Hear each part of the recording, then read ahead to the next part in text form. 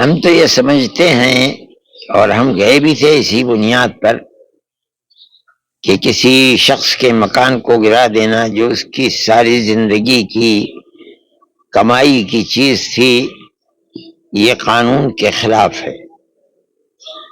اور جو کچھ کیا جا رہا ہے وہ غریب لوگوں کی کمائی اور ان کی زندگی کی پوری محنت کے وہ گویا کہ ایک مرتبہ ایک دن میں 1 گھنٹے کے اندر بلڈوزر چلا کر کے مسمار کر دینا ہے۔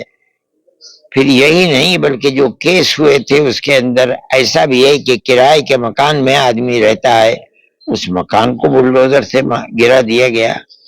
آدمی اس کے اندر ماں بھی ہے، باپ بھی ہے، بھائی بہن بھی ہے، بچے بھی ہیں، بیوی بھی ہیں۔ اگر ایک آدمی سے کوئی غلطی ہو گئی، ان سب کی دنیا کو جہنم بنا دینا، بے سہارا بنا دینا، یہ بلڈوزر کے نتائج تھے۔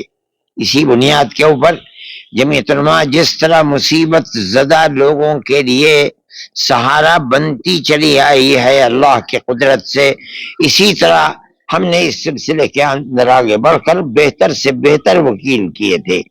اعلیٰ درجے کے سپریم کورٹ کے وکیل تھے جن کو ہم سامنے لے کر کے آئے تھے۔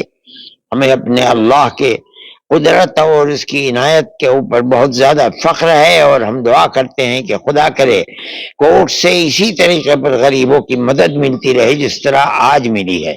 ہم بہت خوش ہیں، ہم یہ سمجھتے ہیں کہ کورٹ نے بالکل صحیح موقف اپنایا ہے، اسٹینڈ اپنایا ہے۔ ایسے لوگوں کے خلاف کارروائی بھی ہونی چاہیے جن لوگوں کی دنیا کو لوٹ لیا گیا ہے، برباد کر دیا گیا ہے۔ برباد کرنے والوں سے اس پیسے کو وصول کیا جانا چاہیے۔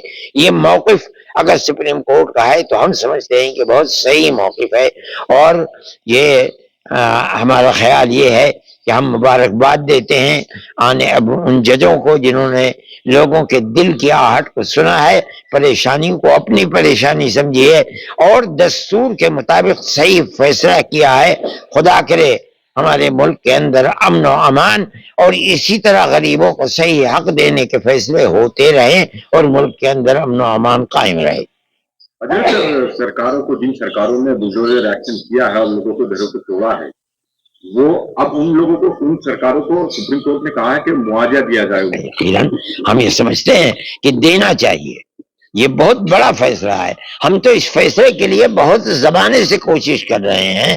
جن لوگوں کو ہم نے جیلوں سے چھڑوایا ہے 18 سال کے بعد، ابھی 3 دن کے بعد آئے ہیں، ان کی زندگی برباد ہو گئی ہے صرف اس بنیاد کے اوپر کہ ان کو باعزت بری کیا۔ اس کا مطلب یہ ہے کہ ان سے کوئی قصور نہیں تھا، اس کے باوجود ان کی زندگی کو برباد کر دیا۔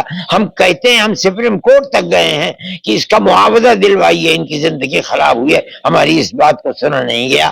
آج اس بات کے بعد ہم جائیں گے، پھر سپریم کورٹ جائیں گے، ہم کہیں گے کہ ان کی زندگی برباد ہوئی ہے، اس کا معاوضہ کون دے گا؟